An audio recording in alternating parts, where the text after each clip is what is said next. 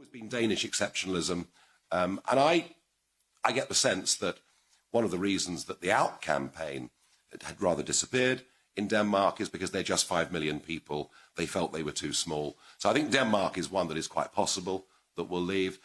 And I think Italy, look, the next banking crisis that comes, and it will, because if you think that what led to that massive credit problem back was over-indebtedness at a national level, a corporate level, and an individual level, well, look at the numbers now. They're a lot worse than they were. And I think the next time we have a banking crisis and a euro crisis, I think it'll be just too much for the Italians to bear. So they're my sort of three front runners. But I certainly expect very active. Another example you mentioned quite often during all this year is Switzerland. So even my question would be, even Switzerland, it seems, or the government, this wants to tie itself closer to the European Union to keep this access to the interior market. So what would you say to the Swiss? Or how do you see the Swiss model nowadays? It's still a model for the UK for the future? Thank you. Well, look, I mean, I don't know any Swiss models personally, but I'm sure that, you know, you have that's all right. You have a model of direct democracy, which I'm insanely jealous of. The fact that you are able to hold your political class to account by holding referendums at a national level or at a canton level, I like. And after all, Brexit's only happening because we had the ability to have a referendum and make a decision. If it had been left to the politicians, we wouldn't even be discussing this. And Switzerland is rich too, and it's done incredibly well, and it's really rather small in terms of size, and it's carved out its own position.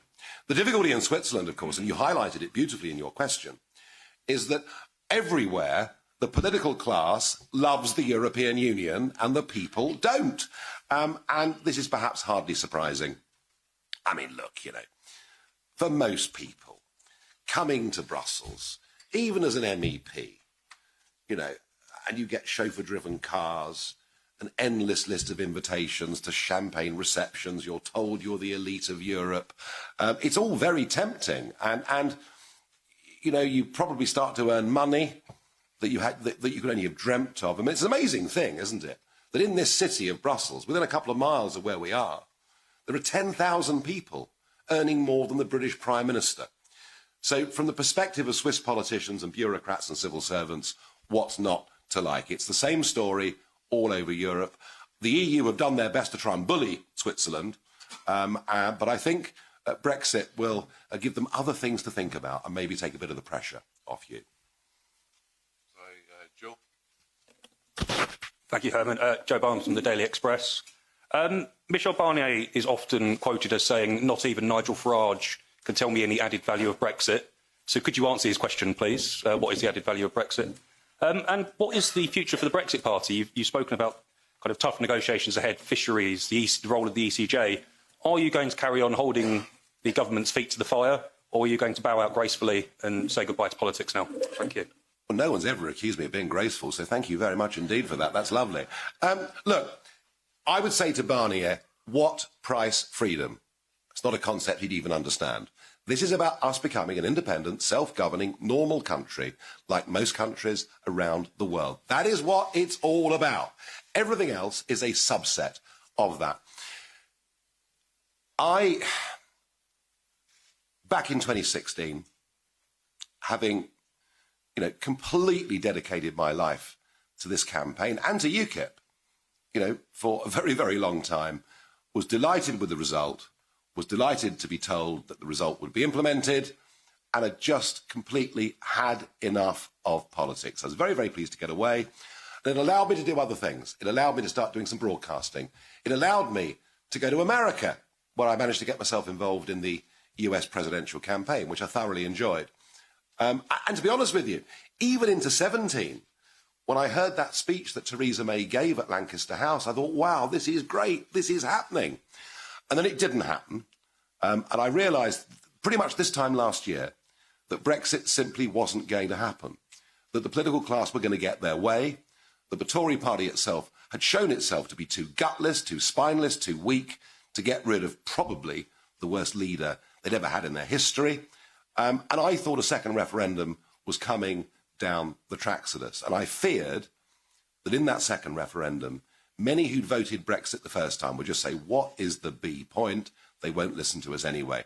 And that's why I reactivated, set up the Brexit Party, and I think, you know, by anyone's standards, to launch something and within 6 weeks to win the European elections, to win a national election, to get double the number of votes of our nearest rival was a great success. You know, Boris Johnson wouldn't be there if the Brexit Party hadn't collectively done what it did. It reset the entire agenda. It changed the debate. It's been, as of now, a dramatic success. But, to answer your question directly, am I now going to say, for a second time, yippee, it's all done, we can absolutely trust the Conservatives to deliver on their manifesto promises, and I'm talking, of course, about taking back control of fisheries. I'm talking, of course, about non-alignment with EU rules. I'm talking, of course, of the whole thing being done by December 2020. Am I going to completely vacate the battlefield and let them get on with it? No. No, the Brexit Party will continue to exist. We will be there. We will compliment the Prime Minister and the government when they get it right. We will criticise them when they get it wrong. But if they drop the ball again, I'm going to make sure that I'm there to catch it. This week you're losing your job. So what's your name? Where are you from? Baptiste Bril, I come from France for Quotidien. This week you're losing your job. So what are you going to do now? Yes, I mean, I've been attempting, you know, to lose my job for almost 21 years. I am the turkey that goes on voting for Christmas. Finally, it's happening. Many of my British colleagues, of course, are very, very unhappy about this because this is the best job they're ever going to have in their lives, most of them. So I have to say, there was a certain frostiness in the breakfast room of my hotel this morning with a large Liberal Democrat delegation having breakfast next to me. Look, I am going to speak, lecture, write, broadcast, and I see myself for 2020 as very much keeping my eye on the Brexit ball and what's going on, but having the time and having the freedom to do all those things, both in the UK and in the USA. It is an election year in America. You know, I do have a recognisable face and voice in American politics. And so I do intend to go to all the debates. I do intend to be part of that. So I'm going to be living a little bit, rather than commuting to Strasbourg once a month, I'll be hopping over to the East Coast once a month. So, yeah, still commenting, still writing, still involved with current affairs, just not as directly involved day to day with party politics. Catherine Fiore, EU reporter. Mr Farage, you've mentioned the Danes as a possible follower of the UK, but we've seen that the Danish Prime Minister has set her red line on fishing. And we know that in the trade negotiations, the EU, 440 million, will have her back. So what have you really succeeded, actually, in just dividing the UK and uniting the EU? Well, the UK actually is coming together in the most remarkable way. The most remarkable way. Now, you wouldn't know that living in Brussels, obviously. But is coming together in the most remarkable way. A very large number of people who voted Remain say it's a democratic result. Let's just get on with it. Even the Financial Times, who wanted us to join the euro, who have been completely opposed to Brexit ever since 2016, even the Financial Times now say, this is happening, let's accept it, and let's make the best of it and make a success of it. So actually the country is coming together in a remarkable way. And I would say that those who are unreconciled, let's think of perhaps Lord Adonis as a very good example. You know, Lord Adonis, who does not accept that we're leaving on Friday evening, who says he won't even use the commemorative 50p coin that's been minted, they're beginning to look a little bit like members of the Flat Earth Society. All right, so we are moving on with this. Yeah, look, there are battles to come, of course there are. I want us, of course, to be like normal countries, like Norway, like Iceland. You know, international law gives us 200 miles in fishing. Norway has 200 miles of the North Sea, which she runs and operates with a policy which is a damn sight better than the abysmal common fisheries policy. And environmentally, it's a better policy. And foreign boats can fish in Norwegian territory, but they do so under licence and under a set of rules that are set by the Norwegians, and that is what we should aim to do. You know, we do understand there are issues like historic access, of course we do. The question is, who is in charge? Who is making those decisions? And I think if we get fisheries right, we will carry the British public with us by being able to sell something that environmentally is a damn sight better than it's been for the last 30 or 40 years. Okay, I think this will be the last question. No, keep going. Well, I'm happy to go. Keep going. Just about tonight, Nigel Farage will be leaving the Parliament, European Parliament, for the last time tonight, about 8:05 from the main entrance on Place Luxide. So if you're around and you're not busy, you know where to be there with your camera. So this lady with a striped shirt, please. Thank you. Nina Sabotovičová from Slovak Daily SME. Mr. Farage, I believe that we both agree that today's vote on withdrawal agreement itself is now almost a formality, and there already is a talk about the future trade deal between UK and the EU. And how do you think this deal should look like, so it would mean that it is real Brexit? Well, real Brexit, of course, means that we're not under the auspices of the European Court of Justice. Real Brexit means that we're not aligned in terms of regulation. Real Brexit means that we have an independent foreign policy, not an EU one. That's what real Brexit looks like. And you know, these are the challenges that Boris Johnson faces. But, you know, to be fair, in his manifesto, during the campaign, since the campaign, and even Sajid Javid at Davos, you know, are saying they will deliver a real Brexit. And we, for now, are putting our faith and trust in them to do that, but we're there, ready, as I said earlier, they're ready earlier if they slip, if they drop the ball to catch it. So there is a problem here, obviously, in that what is written into the document we're being asked to vote on this afternoon and what Boris put in his election manifesto, there are contradictions. There's no question about that. There are contradictions, and the front page of the Times yesterday was illustrating potentially what those contradictions are. I understand that. Nothing in life is perfect.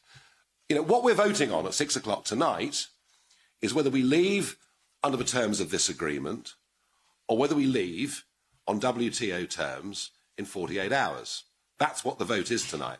So I'm tempted to think, wouldn't it be fun? Wouldn't it be fun to try and corral a parliamentary majority for us just to leave with a clean break on Friday evening? But it isn't going to happen. I suspect there'll be quite a large number of abstentions in the chamber today, but very clearly it is going to pass. So that's my position.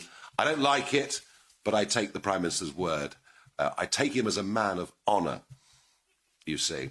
Not everyone does, but I do. Yes, of course. If I thought by voting no, there might be a majority, but I can't be King Canute and try and stand there and stop the time. It just won't work.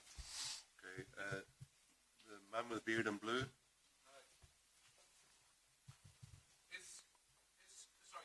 Agence France Press. Is Scotland a square peg in a round UK hole? And if any Scots feel that way, should they push as you have done until they get their referendum? The old alliance. Well, if the Scottish National Party were campaigning for independence, I would respect them. They're not. They're campaigning to become a region of the European Union. The whole thing's bonkers. It's a totally false prospectus that Nicola Sturgeon is trying to sell to her people. And, of course, in a sense, it was the question that Salmond couldn't answer in the referendum, back in 2014. What would happen with the currency? What would the terms of the relationship be when they apply to join the European Union? I suspect he's got some more tough questions to answer in the next few weeks, but that's a different story. Sturgeon's EU fanaticism, I think, is a real problem to it, because about a third of SNP voters voted Brexit because they really want independence from the United Kingdom. So, look, I think these stories that, Scotland somehow will leave the UK because we're leaving the EU, not a cat's chance in hell. I just do not see it. Whatever the terms of the deal or shape of future trade agreements, once Brexit has happened, once we've left, that becomes the new status quo. And reversing the status quo is a very difficult thing to do, all of which makes the victory on June the 23rd, 2016, all the more remarkable. Okay. Views not news? Yes, let's have it. Oh, you beauty. Yeah, hello. Matt Fry here, Channel 4 News in the UK. Thanks for giving me this opportunity. You said it yourself earlier that you have managed to change the course of British politics, perhaps more than anyone else, without ever having managed to get elected to the Westminster Parliament. So would you now, in your hour of departure, acknowledge that Brexit would probably never have happened if you hadn't had the stage of this Parliament to promote your campaign? I remember the evening in 1999. We were in the Guildhall in Winchester, which is where the South East region, pretty meaningless concept, but hey, and the votes were coming in, and we'd scored 11.5% in the South East, and therefore, as top of the list for UKIP, I was elected. And I remember my first interview, and Phil Hornby from Meridian, he may even be in the room today, and the first question I was asked was, well, the first thing he said to me was, well, Nigel, congratulations. And that was how I knew it wasn't the BBC asking the questions. And I said, well, isn't it ironic, that I'm being voted into a parliament that I condemn under an electoral system that I'm deeply sceptical about? And look, oh, by the way, the second question he asked me, great question, and it's my best ever answer. He said, Nigel, you're off to Brussels. You'll be on Eurostar next week. When you get to your office, there'll be a never-ending list of invitations to lunches, dinners, parties, champagne receptions. Do you, he said, think that you'll become corrupted by the lifestyle? And I replied, live on air, my first ever proper live interview. I said, no, I've always lived like that. And I think that still is the best answer I've ever given. Matt, let's be honest about it. It was the platform of being an MEP that meant within weeks I was invited to speak at the Oxford Union. It was the platform of being an MEP that meant I was first invited on to BBC's Question Time, which in those days had a very important place in our national discourse, much more than today. So yes, it was. And then a remarkable thing happened. YouTube got invented. And I think that the rise of UKIP, the really rapid rise of UKIP, the rapid recognisability of me, whether they like me or not, was irrelevant. But the British public began to know who I was. And once they know who you are, they do begin to listen to what you say. And I think that from 2008, I used my position in the Parliament on the front row. And some would argue, that I was overly theatrical. Some would say that I hammed it up a bit for the benefit of YouTube. And those critics, those cynical critics, would be entirely right, because that's exactly what I did. So yes, the irony is none of this would ever have happened if we hadn't come to this place. Absolutely. Adam Parsons, please, Sky. I'll reintroduce myself, Herman, as you asked us to do. Adam Parsons from Sky News. I wonder, on a personal level, you are nothing if not a resolute campaigner whose opinion on a single issue has been pretty steady throughout your career. On that basis, do you trust the Prime Minister to carry your legacy forward, bearing in mind his opinion on Brexit has fluctuated? And I wonder also, if it gets to December the 31st, we don't have a comprehensive trade deal, would you say it was better for the UK to leave without a deal than to sign up to a bad one? No deal is better than a bad deal. Just stop somebody in the street and ask them at random, hey, mate, do you want a bad deal? You know what the answer will be. All right? That strikes me as being pretty obvious. And, there's a great big world out there. It's really interesting in these institutions. It's as if you'd think that the EU really was the great global superpower, the source of all knowledge and wonderment. And the truth is, the Eurozone is about 15% of global GDP, and next year it'll be 14%, and by 2030 it'll be lucky if it's 7%. All right? That's not to say it's not an important marketplace. It is. But the world is changing. There is a massive transfer of wealth, power and money going on from west to east, and I suspect that will continue. There'll be some fluctuations with China along the way, but they are the trends. That is what's happening. So, you know, to be tied into a bad deal would be a disaster. In this next phase of negotiations, we have got one thing going for us that we didn't have last time round, and it's called fear.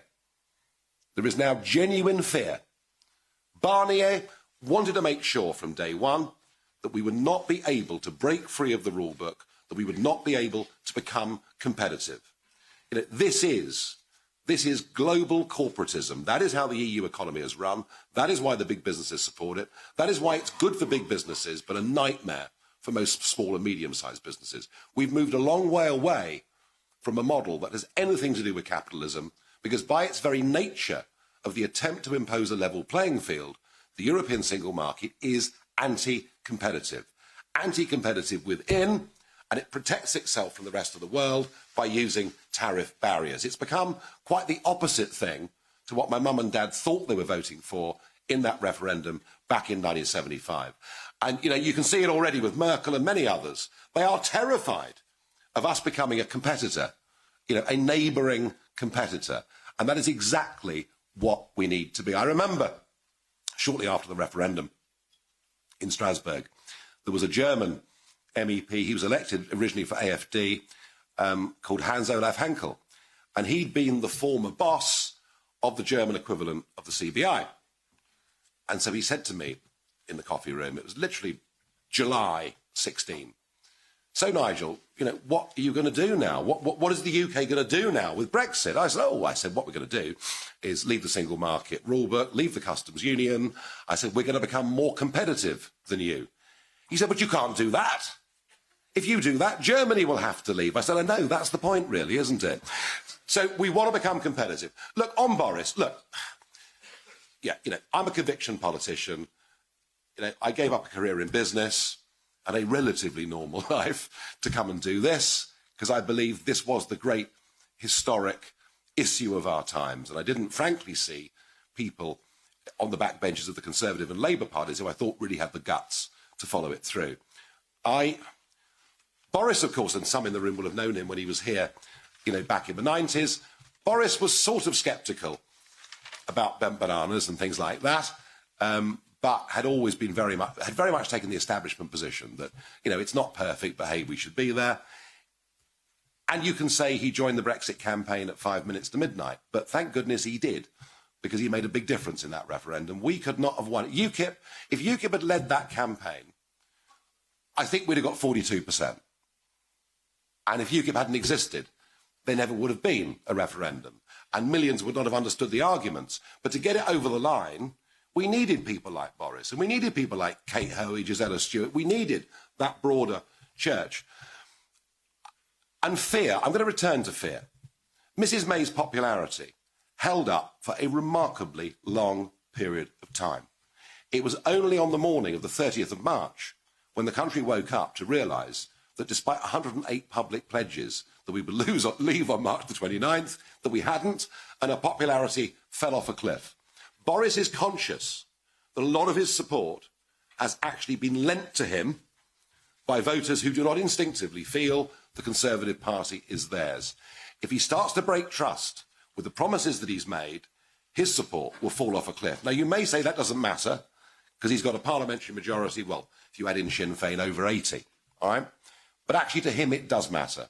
So the reason that I'm vaguely optimistic is because I think he knows his legacy depends on keeping those promises. He may have broken, over the years, a lot of political promises. He might have even broken a few personal promises. But the real point here is he has to deliver on this or he's in trouble. And we'll make sure that he knows that we haven't gone away. If he makes a mess of this, we'll be back giving him a very hard time. Okay, I'm going to take this young man here is itching to ask a question all day. This is going to be the last question, and after that, please, if we can keep a line out so we can actually physically get out the room. Otherwise, we do a runner out the back. Without paying the bill. Okay, your good self, please. Thank you. Nelson Jetten, I work for France 5 French television. Mr. Farage, this is your last press conference. So I'm trying to make you say what you probably never said since your election in 1999.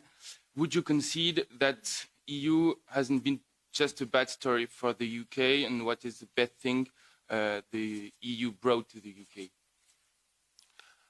I'm going to return to what I said earlier. I saw the true face of the European Union in 2005. I saw the French vote against the Constitution. I saw the Dutch vote against the Constitution. I saw these institutions. I remember Barroso saying when people voted no, they didn't really mean it. Really? And I saw these institutions completely ignore the will of the people, break their own rule book, reimpose the Constitution as the Lisbon Treaty without conceding a single power. And when one country had a referendum and rejected it, then crushing them the second time round. And I have felt from that moment on that this is an anti-democratic, bad structure. And now that I see it with expansionist ambitions, military ambitions, far from being a force for peace, I think it's now a very dangerous political project where the people who have ultimate control over the laws are those we cannot elect as people and those we cannot remove as people. And that means that it is power without accountability. And if human beings through history are not held accountable, they tend to become corrupted and they tend to do bad things. No, please make no mistake, I am an outright opponent of this European Union in its current form.